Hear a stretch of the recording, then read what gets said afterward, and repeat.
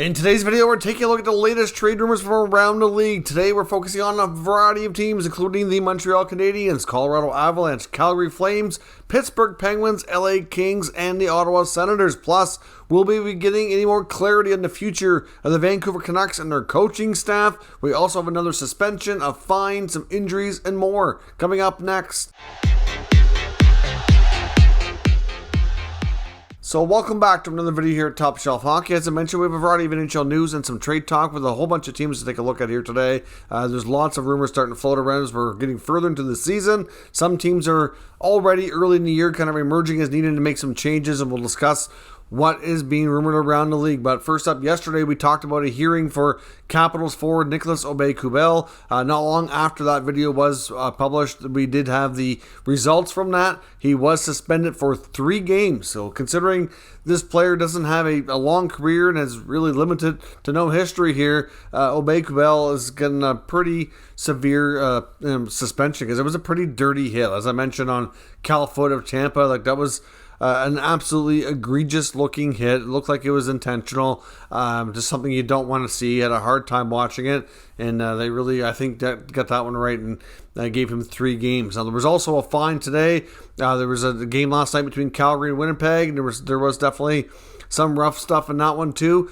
Flames forward Blake Coleman received a fine of $5,000 for a slew foot given to Jets centerman Pierre-Luc Dubois. So that's like I mentioned before, I'm not a real big fan of the fine system. I think they give amounts that are not obviously very substantial, but obviously it is justified for sure. Now, we did get some other roster moves from around the league that we'll quickly discuss here today. The LA Kings have recalled defenseman Jacob Maurer and forward Elias Anderson, and they've sent Brandt Clarke, of course the youngster who just played his 9th NHL game, down to the American Hockey League on a conditioning assignment. So, of course, Clarke has played 9 games. Once he plays one more, the first year of his NHL contract will be officially kicked in, and he'll be 1 year closer towards free agency down the road. So certainly, I would imagine he's expected to stay in LA. I don't expect him to be sent back anywheres, but we'll see how this impacts things down the road. It's almost possible that even though he's likely going to stick with the team, that they could loan him to Team Canada as well when it gets to time for the World Junior. So we'll see what their plans are there. In Ottawa, there was the return of Claude Giroux to Philadelphia yesterday. The Sens finally got off their losing streak, came up with a big win over Giroux's former team, but they ended up leaving that game a little bit worse for wear. On the injury front, they did lose one of their top players and alternate captain Thomas Chabot, who's going to be out for at least a week after suffering what appears to be a concussion after, in my opinion, a dirty hit from Flyers forward Travis Konecny. To me, Thomas Chabot was going back for a puck behind the net, had his back to the player. Konecny saw numbers the entire time, quite a stretch there. Could have let out, certainly I understand he's going in to finish his check, could have went in a little bit differently, pinned him to the boards or whatnot, but didn't have to hit him so hard into the glass. It was, something that to me easily could have been avoided. There was no penalty on the play, no supplemental discipline at all, which is a little bit surprising in a sense. I know some people might feel that Chabot kind of turned and put himself there, but the fact to me that my argument is that he did it with so much time that Konecny easily had a couple, quite a few strides there looking at his numbers and could have made a different decision and chose not to. So, to me, I didn't like it, but at the end of the day, the NHL obviously didn't have an issue with it. At the end of the day, though, no matter what happens here, Chabot's still injured in a minimum of a week. So the Senators, for right now, have recalled defenseman Jacob Larson. Of course, they've also recently recalled Jacob Bernard Docker, who's gotten a handful of games now, played 2 or 3 games since his call-up. He's actually looked pretty good. He's been a pretty steady defenseman there, and to me, it looks like he might be ready to stick. I know they were hoping that when they called him up this year that he would be ready just to have a long look and kind of stick it out and become a regular D there. They're still looking around the league for defense help. I know in the 32 Thoughts segment last night with Hockey Night in Canada's Elliot Friedman and Jeff Merrick talking about some potential moves they could be looking at. Elliotte Friedman talked about Dorian really scouring the league for defensive help. It's been a while since they've been connected to Jacob Chychrun. They've been obviously looking at other options. And his one executive from the league mentioned to Friedman that Dorian's basically kind of looked at one as, looking under every rock, trying to find a good fit, but he doesn't want to make a rash move, doesn't want to do anything crazy and risk the future. So they're trying to take their time, but at the same time, now that Chabot's down, because they already needed defensive help before, having guys like Zaitsev and Nick Holden struggling this year, they need a different mix back there. And losing Chabot is just going to possibly accelerate a move. We'll see. I know one defenseman they are familiar with because he was there before.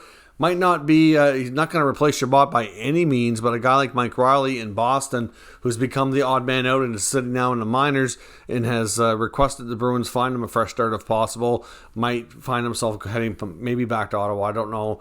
The only issue there with Riley is he does have an extra year in his contract, so that might be a deterrent for Ottawa. If it was just 1 year and they could bring him on board to help out for this year and then making, a future decision down the road, that might be more preferable, but we'll see. They're certainly looking for lots of defensemen, and it's hard to say where we'll go. We are going to talk about another defenseman, though, in a few minutes that could be available, and that might also intrigue them, too. Now, when it comes to the Vancouver Canucks, there's certainly...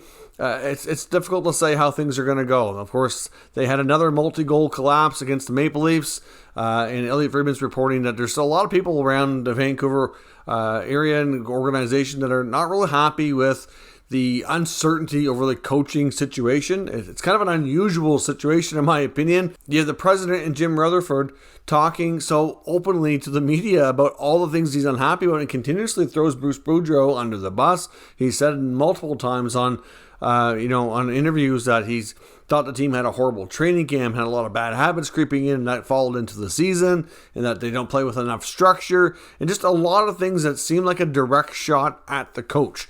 Meanwhile, the Vancouver Canucks continue to struggle. They've had a few wins, sure, but they've had way more games where things did not go their way, and a lot of them are games where they had leads and did not hang on to them. So it's certainly not looking good. But as Friedman mentioned, a lot of people just don't like the uncertainty. There's a good probability at some point in the near future we're probably going to see a change, and it just would be nice to have a little bit more of a clarity on the situation, to know where things are at. I'm sure Boudreau would like to know as well. Does he continue to put all this effort in just to lose his job in a week? It's hard to say. I mean, I know he's not going to give up trying to get this team back on track because that's what he's being paid to do.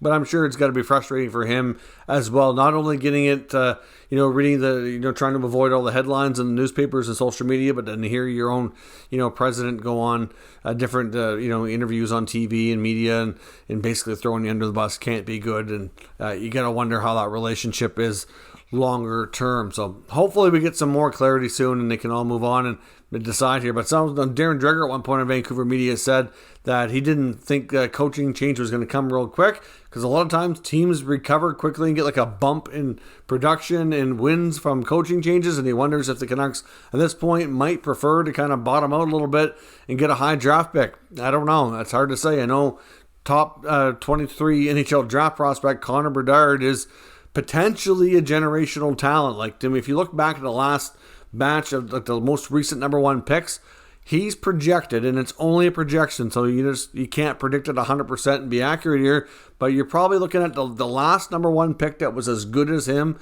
It looks like it could be McDavid. That's a pretty special player they could get their hands on, and he's from the Vancouver area and grew up a Canucks fans, would probably make him even better overall situation, and great for both sides. I don't know, really. I mean, it might be a bit of a pipe dream for them to get Bedard. It would be a game-changing situation, but we will see where things go. But, the Canucks continue to spiral here, and no real clarity on the future, direction of that team for right now. We do have some GM meetings coming up in the NHL in a couple of days' time on Tuesday. Jeff Merrick's reporting that there's a few things that are likely going to be discussed. He said that a lot of the GMs and executives around the league weren't really thrilled with the Trevor Zegras Michigan-style goal that was called back for the offside challenge. Ultimately, the league, really enjoys these high entertainment type goals and would like to see more of them, more skill on display. And, they just weren't crazy with the fact that they got called back. But at the end of the day, based on the rules, it was the right call. The play technically was offside, and they did get it right.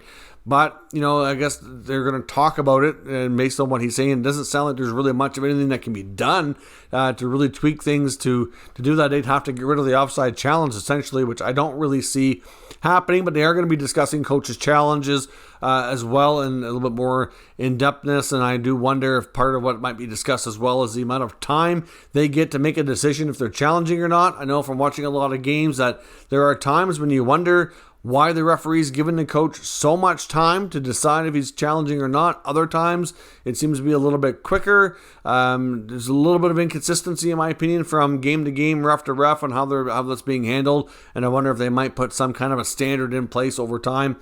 We'll see. I know one of the other items they're going to be discussing as well is for the officials to have the option to rescind a major penalty and take that away. So we'll see if we get any kind of changes in that regard, but we probably won't really get anything immediately. It'd just be at an early discussion, which will lead to an additional agenda item, possibly at the bigger meeting that they have in the springtime. So we'll see where things go. And also in Vancouver as well, not only do we want clarity on the coaching situation, but sometimes some of the roster moves have been a little bit odd. Today, going into today's game, Andrei Kuzmenko was a healthy scratch, which some people are looking at going, I wonder why that is. They're kind of wondering what's going on with Kuzmenko. I mean, there's been no mention of an injury.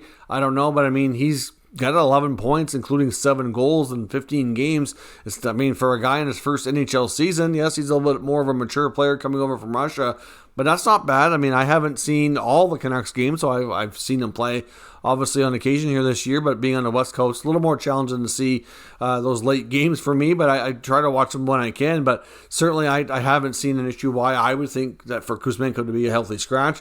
For example, they're looking at the other members of their roster, like Podkolzin and Besser, have both yet to score this year. So that's interesting how a guy like Kuzmenko ends up as a healthy scratch, and they're not. Podkolzin, I do believe, actually left today's game injured as well, so we'll see where that goes. I don't know, just something to keep an eye on. I'm not sure if there's really anything more to it. Maybe he's back next game. I can't imagine they're working on something like a trade, but you just never know. Sometimes when things happen like that, there's no real clear answer. It can be, sometimes a little confusing as to why. Now, on to the trade section of the video. The LA Kings are possibly considering moving defenseman Sean Walker. He is drawing a decent amount of trade interest around the league because there's lots of teams, as I mentioned, looking for help on the blue line, including a team like Ottawa. And you never know, maybe this guy like Walker would be interesting to them. Like Mike Riley, I don't know if he's really the ideal solution for them in Boston. Walker, on the other hand, still 28 years old. He does have the current year and one more year at $265 million for a contract, so it's not crazy. Not really an offensively gifted kind of guy, so he's not going to be chipping in too much that way. But certainly a guy who can give you some other aspects of the game that the Senators are definitely missing on their back end. But with the emergence of guys like Sean Durzi and Brent Clark, certainly created a little bit more of an option for them to have a younger blue line. Not that Walker's old by any means, but certainly just pushing the depth a little bit deeper, which is great for them, and at the same time could give them an option to maybe swap one asset for another and to kind of change things up and maybe see if they can even get themselves some more additional cap flexibility. So no guarantee that Sean Walker moves. Obviously, teams like to have a lot of depth on the blue line for the playoffs. So like I said, I'm not completely sold on the idea that he goes. But if they're getting enough interest, then it's possible over time here that they give their young D more options and more playing time. Maybe he does go eventually.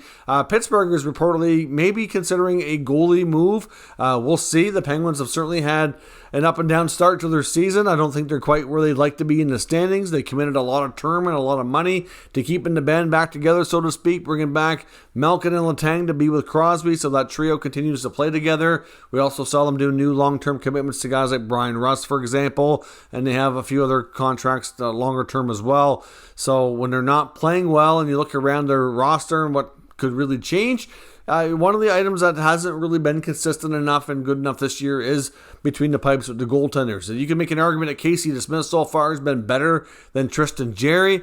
So far, Tristan Jarry is not having himself a fantastic year with averaging 3.55 goals per game, and his save percentage is just .900, which is certainly not good enough for a team that's expected to go to the playoffs and have a chance to do any damage in the playoffs. Now, of course, he's in the final year of his contract as well, where DeSmith signed a 2-year 2-year deal in the offseason. So you got to wonder at some point here they have to make a decision on Jerry's future with the club. Does he extend? Does he move on?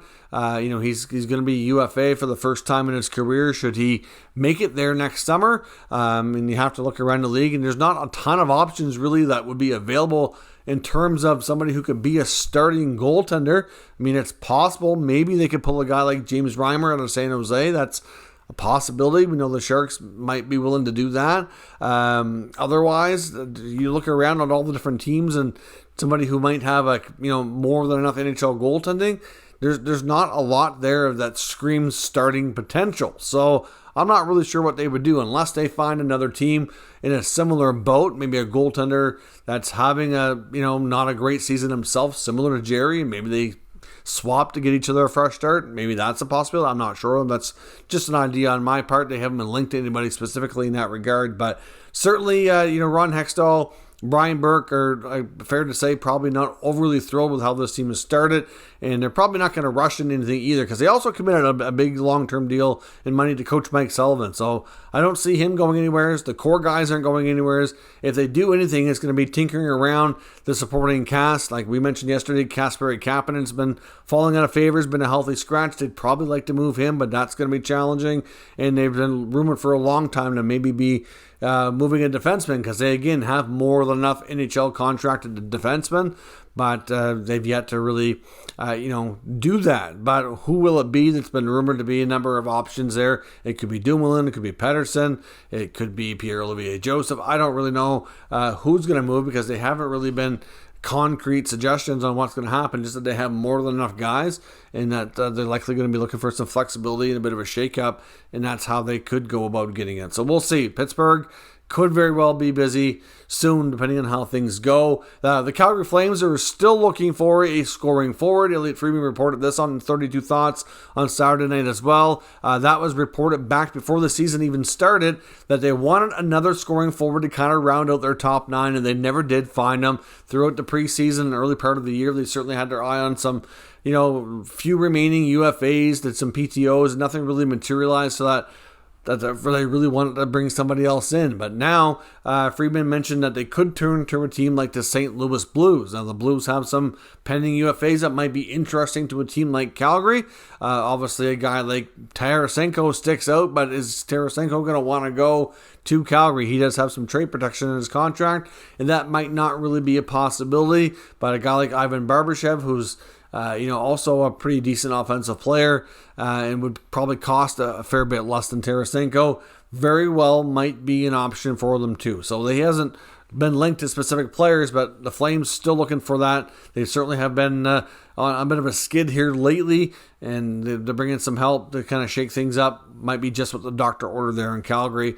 And Pierre LeBrun's also reporting that Montreal Canadiens centerman Sean Monahan could be of interest to a team like the Avalanche closer to the deadline. Obviously, Monahan was brought to Montreal for the final year of his contract. It allowed the Calgary Flames to free up some much-needed salary cap space. Of course, they didn't have to. Montreal didn't have to give up anything to get him as well, so he's basically like a free player, so to speak. He's actually had a decent start to the year so far after recovering from hip surgery. Monahan obviously struggled the past couple of years because of those hip issues, but seems to be doing better. Things are certainly on the mend here after having to require surgeries to get things cleaned up. Monahan started the season with 8 points in 15 games, so not too bad, and could be an option for a middle six type of center, which is kind of the weak point right now of the Avalanche team. So far, we haven't really seen anybody like an Alex Newhook really nail down that spot, in my opinion. I think that's going to be the main area we'll look to see Colorado add to at the deadline, or beforehand even, to kind of bolster their depth to try to defend their Stanley Cup championship. And there's definitely going to be some more bigger name, intriguing options I think that will be available, but the price may or may not be too high. Monahan might come at a better value here for them and could be somebody that they do consider. I don't see a case where this happens anytime quickly. It'd be later in the year if it did happen. Montreal might want to take their time here as well, because I wasn't completely sold based on what we heard out of the Habs organization that they were definitely going to trade him. I think part of the Habs management team might be kind of hoping that things work out with Monahan and maybe he can re-sign for, obviously a much less contract than he has now, and maybe be, a good depth center for them for the next couple of years. So I wouldn't be shocked if things do go well they have those conversations with Monahan to consider a re-signing as well instead of a trade. But it's definitely a player that we want to keep our eye on because he's going to get some interest if he continues to play a pretty good player down the middle here throughout the rest of the season. So let me know your thoughts on what we discussed today down in the comments. We'll discuss further. If you're new to the channel, of course, make sure you subscribe and stick around. We'll keep you up to date with the latest news, rumors, and analysis of all 32 NHL teams. Thank you for watching, and I'll catch you next time.